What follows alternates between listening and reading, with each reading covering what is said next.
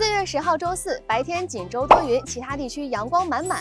各地的西南风继续输送热量基本都在3到5级。不过这次最大风力的城市竟然不是大连，而是葫芦岛，可以达到5到6级。大伙儿出门一定要稳住重心，葫芦不倒，咱也不倒。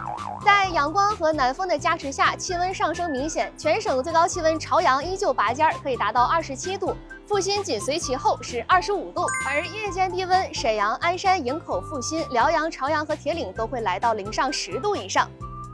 大伙儿不用兴奋哈，都知道咱辽宁是1秒入夏，但绝对不是这1秒。因为周五我省即将迎来一波很强的冷空气，有多强呢？除了大范围的雨雪过程，预计周日我省东西部的低温将会达到零下5到零下2度，山区局部将会达到零下8到零下6度，其他地区是零下1到零上3度。前一阵子还让大伙儿洗羽绒服呢，这回洗完了拿出来吧，嘎嘎新还抗风，就是心里冷冰冰。在咱辽宁你都不用买什么最新款的羽绒服，因为穿的时间长都成经典款。